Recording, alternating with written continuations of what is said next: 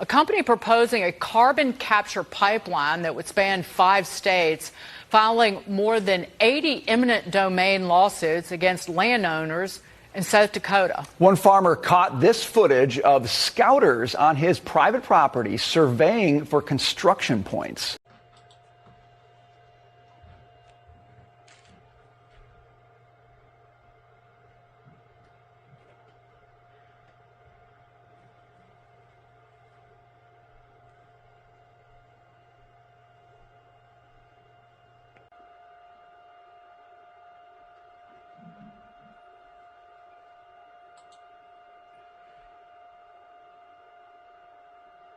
Tell us what you have been going through with surveyors you don't know showing up on your property and saying, we're scouting for a pipeline that you haven't agreed to.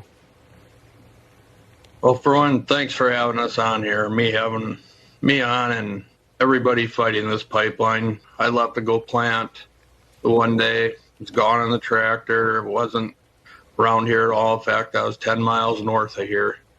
And my wife happened to be home. She was recovering from gallbladder surgery, and she was in the shower and heard someone yell in the house. And she just sent a text, was wondering if I had parts coming or something like that. I said, no, I don't know of anybody stopping.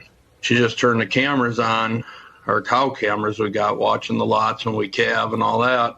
Just turned it over to the shop just to see what this pickup was doing, because it's just an unmarked random pickup with Louisiana plates. It's kind of pretty random for here in South Dakota. And she zoomed in and watched them, and they pull up to the shop there and then proceed to open the door and go into the shop. And at that time, she just kept watching. They left, and they headed up to the field where this pipeline is proposed to go. And like the shop is in a totally different section. It's not on any of the pipeline stuff. They have no business being there at all. And they sat up in this approach for, 5-6 minutes. And she called me then, kind of wondering what to do or what's going on. She's shaken up, we don't know what's happening. Right. So I just said, well, go up and just see who it is. She called right when she went to talk with them. And they said, Summit surveyors. I said, if it's Summit and they're there to survey, then the sheriff should be involved. I'll deal with this later. And I hung up. I was on the phone for 6 seconds. And she said she got back in her car kind of after that and went home, and they just kind of left. Thought the whole thing was kind of over with. But then later that day, the detective came out to the farm here, and I was still planting. I wasn't home. And a couple days later, I met up with him and talked with him. And he said that those guys said I threatened them. And I asked, what do you mean threaten? He said, well, they said you threatened to kill them.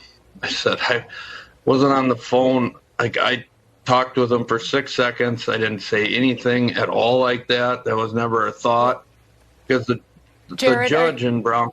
Are you fighting this in court, though? To keep keep them from taking your land? Yes, we're trying, because they've served condemnation papers so they could go survey the land, because we have been against the surveying and all that stuff from the beginning. So now it's to the court. And after this whole incident that they made up, they tried to so the judge first ordered that they can survey. I don't like the ruling, but I respect the judge. I wasn't interfering with him. I was just wondering who was on the land. We were trying to figure who was running around the shop and the farm here. And well, now then they tried to get me for contempt of court for over this alleged incident that is completely false. And now. And in fact, they were trying for a restraining order also then, which they didn't get that. And I guess I won the in contempt of court case, but they can survey now. They can still survey. You're supposed to give away your land for a company getting government subsidies to make profit off of a technology that doesn't work. That's got to have you and your fellow farmland owners infuriated. It's definitely very frustrating. I mean, it adds a lot of stress to an already stressful job.